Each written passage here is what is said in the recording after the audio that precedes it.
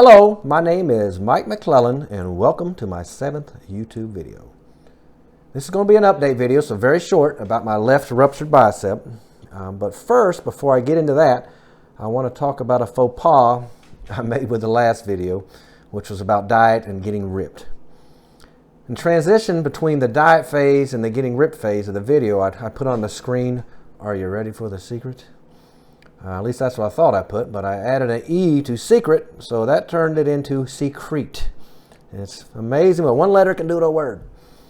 But obviously I meant, are you ready for the secret, not secrete. I mean, I could say if you follow this exercise program and this diet, you will secrete all your fat cells, but that's not what I meant. But I just want to clarify that. And I want to thank JT, that's my nephew, for pointing that out to me, because I did not notice it. And he called and told me, so thank you, JT. So back to my bicep injury.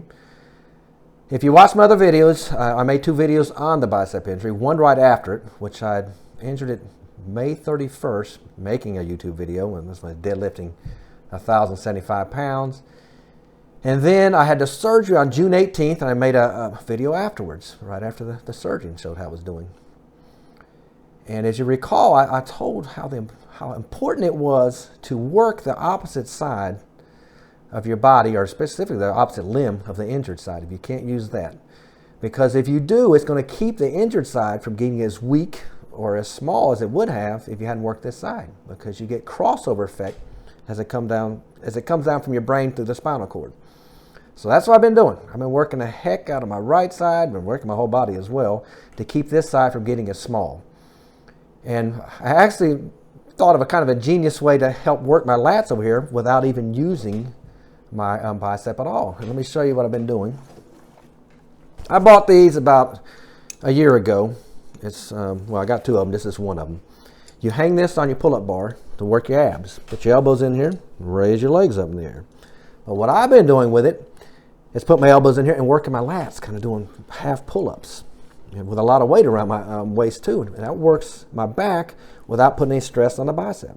And plus, just working that side is going to help keep the bicep, again, from getting as small or getting as weak. I actually got up to 135-pound partial pull-ups the other day doing this, so it really works well. Also, what I've been doing, you can do rows, get a low pulley, hooking on a low pulley, and you go back just like this. Again, biceps not being used, but working my back. I can do pull-downs with one arm, just like so. Again, not working my bicep. And it's really helped. I mean, I hope this never happens to anybody. You never have to go through this. But if you do, there's a PT tip that you can get you a pair of those and you work your back and without working your arm or your bicep. And let me show you. It's a lot smaller than it was before the injury. I mean, I know nobody saw it before, none of my viewers, but believe me, it is, and weaker.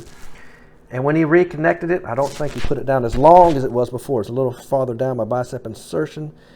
But I'm just happy to have a bicep now, and it is what it is, so I'm not complaining. So that's kind of the update on my biceps. I got the okay to start strengthening. I actually got up to a 35-pound dumbbell with rows, no pain whatsoever. If I have any pain, I'm stopping. I do not want to re-injure this or re-tear it. So that's synopsis on my bicep. Word for today, proverb for today, or saying, however you want to put it. I think I thought of another good one. It is very hard to change bad habits. We all know that. But it can be done. But just the same aspect, if you change to good habits, or, you know, as far as your diet or exercise or whatever habit you're changing from a bad to good, conversely, it's just as hard to break a good habit.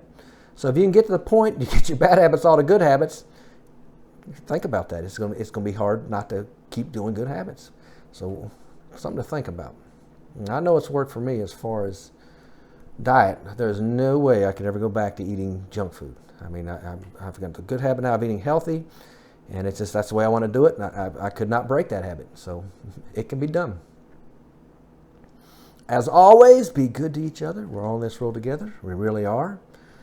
Next video is going to be on a hike. I spoke about that the last video. That's possibly going to be doing, and we're planning on doing it this weekend. So probably do a video on that hike soon.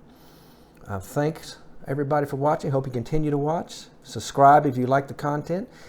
Any suggestions you have, again, put them in the comment box. Still haven't got one, but I did get a phone call. One of my friends called and said, hey, Mike, can't hear you that good on your video. Sometimes, I know I talk fast sometimes. And they said, well, sometimes it's hard for me to understand what you're saying. So I went ahead and got a lapel mic. If I'd have known this camera that I bought did not have an option of putting an external microphone on there, I would have never bought it, but I didn't know. So, but I got the lapel mic. Hopefully, when I get in the software to, edit this video, I can get them synced up. It doesn't sound like a Chinese movie. The lips don't match the the words, but I think I'll be able to do it. But thank you, everybody, for watching. Hope you continue to watch.